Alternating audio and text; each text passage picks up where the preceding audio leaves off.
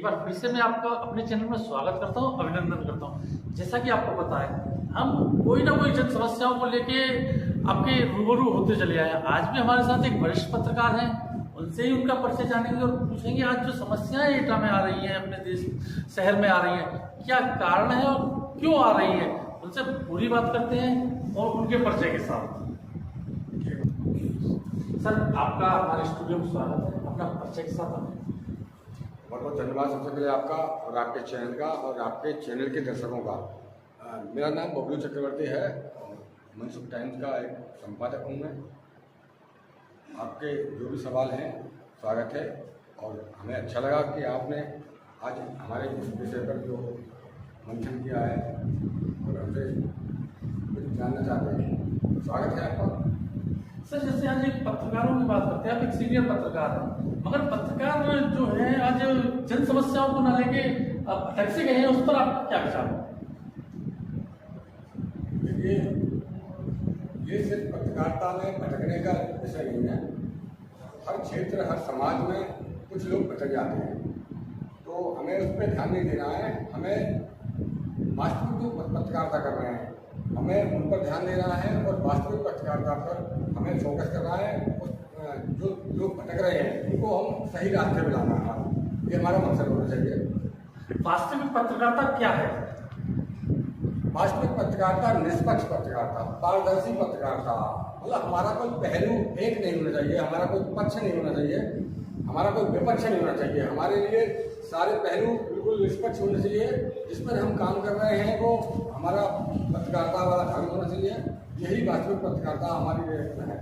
Sir, अब वास्तविक पत्रकार आज पत्रकारों का उत्पीड़न हो रहा है, पत्रकारों से मारपीट होती है, पत्रकारों को मुकदमे लिखे जाते हैं और कोई सुनवाई नहीं होती। देखिए अमित जी, पत्रकारों का उत्पीड़न होता है, पत्रकारों की हत्याएं होती हैं, बहुत सारा कुछ हो रहा है पत्रकारों का, और ये अभी से नहीं हो रहा है, आज़ादी के बाद से ही हो रहा है। ये हमारे देश के पत्रकारों का दुर्भाग्य है कि हमारे लोकतांत्रिक देश भारत में, हमारे आज़ाद भारत में हमारे पत्रकारों को आज़ादी नहीं मिल पा रही है। पत्रकार अगर थोड़ा सा अभी लिखता है उसको धमकियाँ मिलती हैं, झूठे मुकदमे लिखे जाते हैं, मारपीट होती है, तरह तरह से अत्याचार किए जाते हैं। सबसे बड़ी बात तो यह है कि सरकारें इस चीज़ पर ध्यान नहीं देती। सर, चौथा स्तंभ कहे जाते हैं पत्रकार, चौथे स्तंभ के बाद भी पत्रकारों की सुरक्षा व्यवस्था की कोई इंतजाम नहीं है, पत्रकारों पर मुकदमे लिखे जाते हैं। जब एक पत्रकार का नाम आता है तो मुकदमा तुरंत तैयार हो जाता है। अगर मैं भी आपका इंटरव्यू कर रहा हूँ, आपसे कुछ वार्तालाप करता हूँ, मुझे भी डर लगता है कहीं ऐसा ना हो कि कल एक FIR मेरे नाम पे भी हो। देखिए, सही काम करने वालों को कभी न बिगड़ा है न बिगड़ेगा। रही बात ये कि लोकतंत्र का चौथा स्तंभ हम माने जाते हैं। हमारी देश में सरकार बनी थी सबसे पहले तो हमारे माननीय प्रधानमंत्री महोदय नरेंद्र मोदी जी लाल किला से ये उद्बोधन देते हैं कि लोकतंत्र का चौथा स्तंभ मीडिया ने हमें सरकार में सत्ता में लाया। लेकिन सरकार ने कभी इस टॉपिक पर काम नहीं किया कि पत्रकारों को भी लोकतंत्र का चौथा स्तंभ माना जाए, घोषित किया जाए, उन्हें राजपत्रों में शामिल किया जाए। हमारी लगातार मांगें रही हैं। हमारी क्या देश के हर पत्रकार की कहीं ना कहीं मांग रही है सरकार से कि हमें भी लोकतंत्र का चौथा स्तंभ माना जाए। भाई, हमें भी तीन अन्य जो स्तंभ है, न्यायपालिका, कार्यपालिका, विधायिका, उनकी समान सुविधा सुरक्षा दी जाए। लेकिन इस पर किसी सरकार ने बिल्कुल भी कोई न सवाल किया है, न जवाब दिया है, और न कोई इस पर प्रयास किया है। सरकार के ही, भाजपा सरकार के ही कुछ मंत्रियों ने और परिषद के अध्यक्ष राजनीतिक व्यक्तियों ने भी इस पर बात रखी थी कि लोग मीडिया को लोकतंत्र का चौथा स्तंभ घोषित किया जाए, पत्रकारों को ये सुविधा सुरक्षा दी जाए, पत्रकारों को उत्पीड़न न किया जाए। उसके बावजूद भी सरकार अपने ही राजनीतिक व्यक्तियों का, अपने ही पार्टी के पदाधिकारियों पर ध्यान नहीं देती, ना पत्रकारों पर ध्यान देती है और ना अपनी पार्टी के पदाधिकारियों। सर, आप बराबर के हिस्से की बात कर रहे हैं, बराबर की बात, उसका 50% भी अगर पत्रकारों को सुरक्षा व्यवस्था मिल जाए तब भी बहुत है। आज पत्रकार काम करने को मजबूर है। पत्रकार एक चौथे स्तंभ के बाद भी उसको ये नहीं होता कि शाम को 2 वक्त की रोटी मिलेगी या नहीं मिलेगी। देखिए जी, सबसे पहली बात तो ये है कि हम बराबर हिस्सा, आप कह रहे हैं बराबर का हिस्सा, हम तो ये कहते हैं बराबर का हिस्सा चाहिए हमें। अगर हमारी सरकारें समानता की बात करती हैं तो हमें समान अधिकार भी चाहिए। हमें समान अधिकार मतलब लोकतंत्र के तीन स्तंभ हमारे ऑलरेडी चल रहे हैं, न्यायपालिका, कार्यपालिका, विधायिका, और उस पर निगरानी रखने की हमें जिम्मेदारी दे रखी है। हम उस जिम्मेदारी को बखूबी से निभा रहे हैं। उसके बाद हमारे ऊपर अत्याचार हो रहा है, हमारी अनदेखी हो रही है, हमारे परिवारों की अनदेखी हो रही है, तो ये सबसे बड़ा धर्म है और अन्याय हमारे साथ हो रहा है। तो सरकारों का हम ध्यान आकर्षित करना चाहते हैं हम आपके चैनल के माध्यम से कि सरकारों को इस ओर ध्यान देना चाहिए और जो लोग मीडिया है उसको लोकतंत्र का चौथा स्तंभ घोषित किया जाना चाहिए। हालांकि हमारा राष्ट्रीय प्रेस दिवस के अवसर पर 16 नवंबर को हम दिल्ली में एक आयोजन करने जा रहे हैं और 17 को एक विशाल धरना प्रदर्शन होगा हमारे जंतर मंतर में दिल्ली में, इसी विषय पर लेकर कि हमें लोकतंत्र का चौथा स्तंभ राजपत्रों में घोषित करके हमें समान रूप से सुरक्षा दी जाए। सर एक बात और आपसे पूछना चाहूंगा, जैसे प्रिंट मीडिया, इलेक्ट्रॉनिक मीडिया और सोशल मीडिया की बात करते हैं दिल्ली में, मोदी जी भी अब लाल किले से और अभी जो मंदिर का अनाउंसमेंट किया गया था उसका भी उन्होंने धन्यवाद दिया था तीनों मीडिया को, मगर सोशल मीडिया को एक कुन्ने में रख दिया गया है, उसमें कोई चर्चा नहीं, उसका कोई महत्व नहीं मानता, उस पर आप क्या कहें? देखिए सोशल मीडिया वर्तमान सरकार और बीजेपी की ही देन है। सोशल मीडिया को बढ़ावा देने वाली सरकार है, बीजेपी है, और इन्होंने ही बढ़ावा दिया है। हालांकि बढ़ावा दिया है, अब उनके लिए वो लाभदायक है या हानिकारक है इस बारे में हम नहीं कह सकते, लेकिन इसकी शुरुआत, इसकी नींव रखने वाली बीजेपी है और वर्तमान में बीजेपी सरकार है। बीजेपी सरकार और केंद्र सरकार और राज्य सरकारों को निर्णय लेना चाहिए कि हमें इस पर बढ़ावा देना है या फिर इसको विराम लगाना है। देखिए अगर हम इसको बढ़ावा देते हैं, आज हमें ये लग रहा है कि सोशल मीडिया से हमें बहुत सारी हानियां हो रही हैं, समाज में बहुत सारी दुष्टता फैल रही है। तो अगर हमें लगता है कि समाज में ये गंदगी फैला रही है सोशल मीडिया, तो इसको विराम लगना चाहिए। विराम इसलिए भी लगना चाहिए कि इसने प्रिंट मीडिया, इलेक्ट्रॉनिक मीडिया को भी खत्म कर दिया है। तो अगर हमें इन दो मीडियाओं का, समाज का भी ध्यान रखना है, सरकार का भी ध्यान रखना है, सरकार अच्छा काम कर रही है तो सोशल मीडिया में भी अच्छा संदेश जाना चाहिए। लेकिन होता क्या है कि हमें कुछ लोग इस सोशल मीडिया पे, कुछ लोग एक पक्षी, बस उन्हें बुराई करनी है तो कर रही है। ये चीज़ नहीं होनी चाहिए। अगर ये चीज़ सरकार को लगता है कि ये गलत हो रहा है तो इसको विराम लगना चाहिए, ताकि प्रिंट मीडिया और इलेक्ट्रॉनिक मीडिया पूरी तरह से काम कर सके अच्छे से, स्वतंत्र रूप से, और सरकार भी अच्छा काम कर रही है तो सरकार का भी नाम अच्छे में आना चाहिए।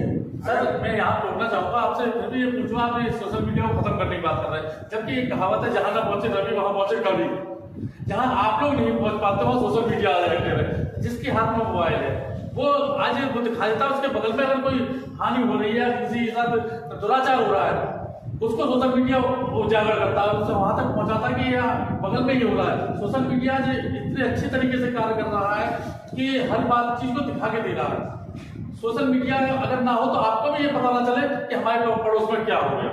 सोशल मीडिया भी आज आपके बराबर ना सही मगर कार्य कर रहा है।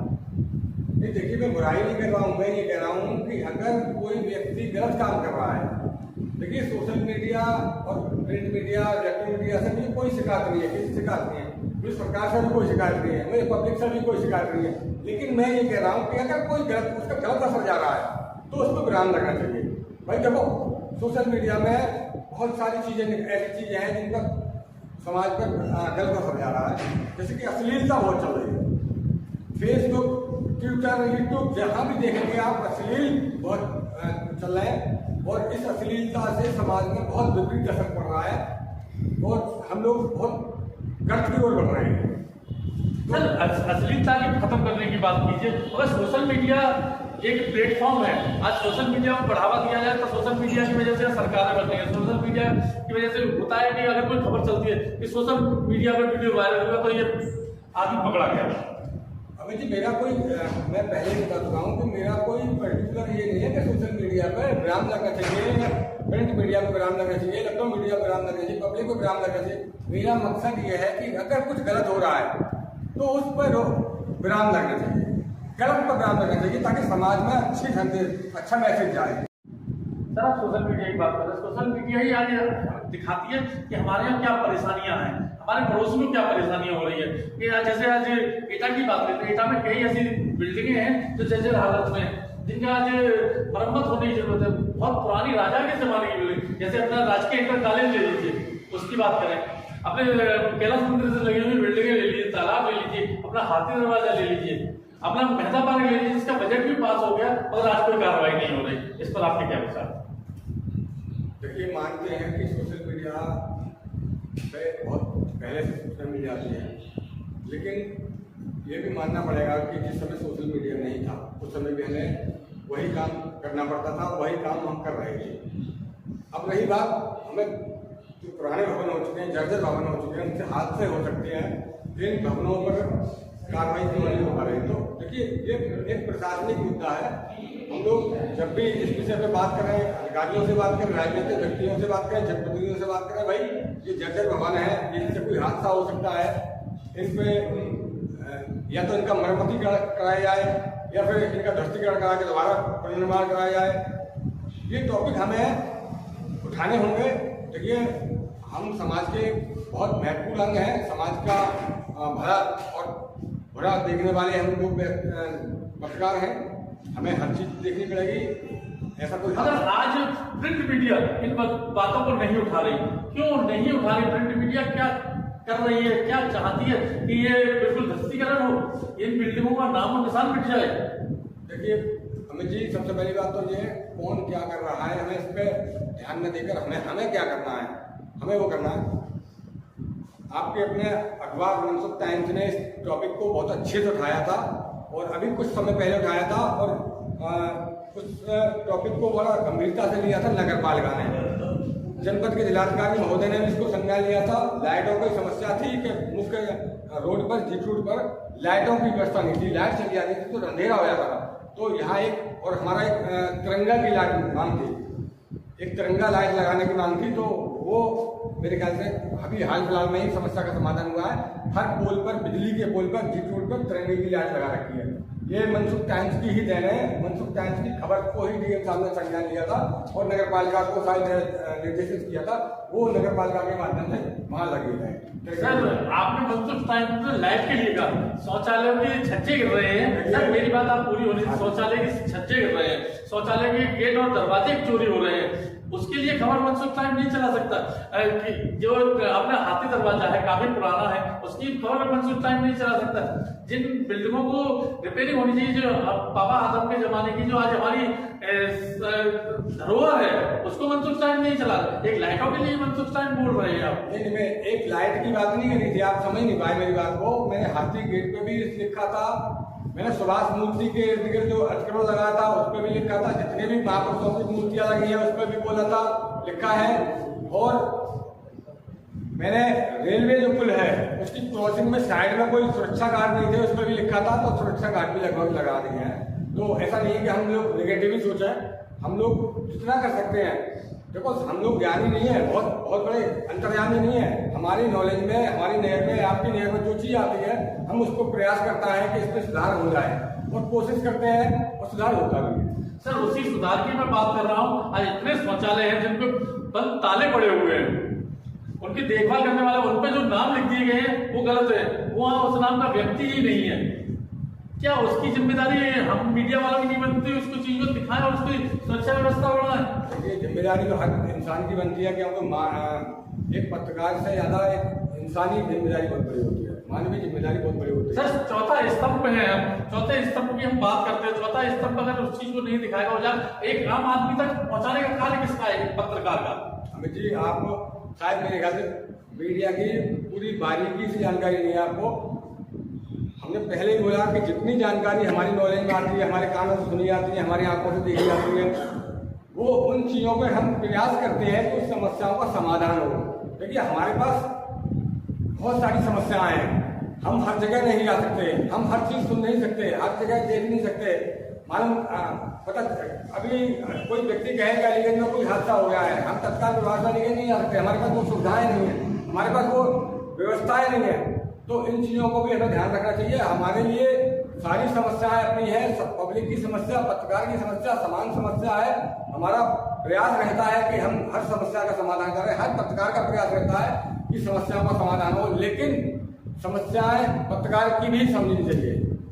नहीं, मैं बिल्कुल आपकी बात से सहमत हूँ। पत्रकार की समस्याएं आज प्रशासन को देखनी चाहिए। पत्रकार के साथ जो भी व्यवहार हो रहा है उसको प्रशासन को संज्ञान में लेना चाहिए। मगर प्रशासन के साथ साथ पत्रकारों की भी समस्याएं हैं कि जन समस्याएं जो उठा रहे हैं, जो हम पत्रकारों को उठानी चाहिए, वो आज नहीं उठा पा रहे हैं। आज गंदगी ले लीजिए, वो गंदगी का मुद्दा बढ़ रहा है, गाय का मुद्दा बढ़ रहा है। जब भी योगी जी कहते हैं पग पग पर गौशालाएं होंगी, उसके बाद भी आज गौवंश सड़कों पर है, उसकी देखरेख के लिए नहीं है। उसके लिए पत्रकार प्रयास करें, मैं ये कहना चाहूँगा।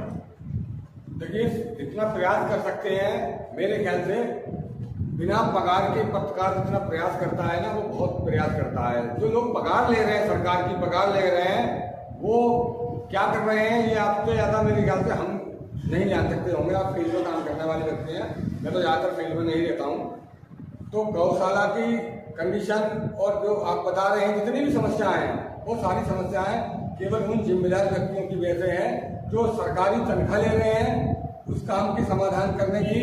उसके बाद भी उन समस्याओं का समाधान नहीं हो रहा, तो हमसे ज़्यादा जिम्मेदारी उनकी बनती है।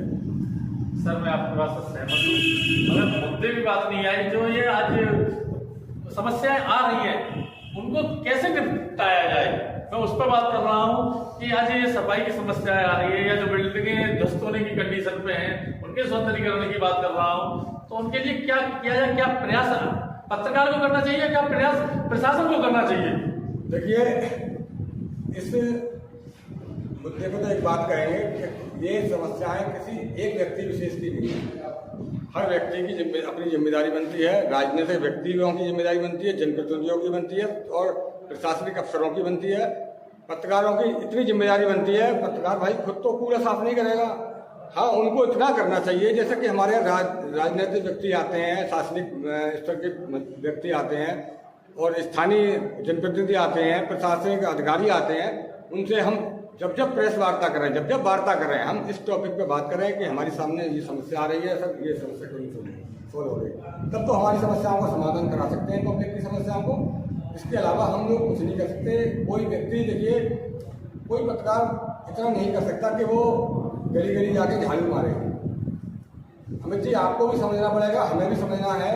देखिए, पत्रकारों के सामने बहुत सारी समस्याएं हैं। पत्रकारों के परिवार चलाना भारी पड़ रहे हैं, अखबार चलाना भारी पड़ रहा है। सरकारों ने इतने मापदंड लगा रखे हैं कि पत्रकारिता करना बहुत दूभर हो रहा है। आप खुद कह रहे हैं कि पत्रकारों का अत्याचार हो रहा है, पत्रकारों को उत्पीड़न हो रहा है, पत्रकारों को मुकदमे लगे आ रहे हैं और ये हो रहा है। तो आप खुद समझिए कि जब इतनी सारी कंडीशन है तो एक सच लिखने वाला पत्रकार सच क्यों लगे? वो अपने जान बचाए, अपने परिवार की सुरक्षा करे कि सच लिखे। सच लिखना इतना गलत हो रहा है कि आप खुद बता रहे हैं कि ये हो रहा है, फर्जी मुकदमे लिखे आ रहे हैं। तो इन चीज़ों को हम तो ये कहते हैं कि सबसे पहले अपनी सुरक्षा, उसके बाद पब्लिक की सुरक्षा। और पब्लिक के लिए लड़ेंगे, हर पत्रकार को लड़ना चाहिए, हर व्यक्ति को लड़ना चाहिए। आप ये कह रहे हैं कि सच लिखना, जब हम ही लोग सच नहीं लिखेंगे, हम ही लोग नहीं लड़ेंगे, तो पब्लिक के लिए लड़ेगा कौन? आप ये कह रहे हैं कि सच क्यों लिखे, मुकदमे लिखे जाते हैं। आज एक मुकदमे के डर से अगर पत्रकार सच लिखना बंद कर देगा। अमित जी, आपको शायद नहीं पता, हमारा देश लोकतांत्रिक देश है, हमारा देश पूरा आजाद देश है।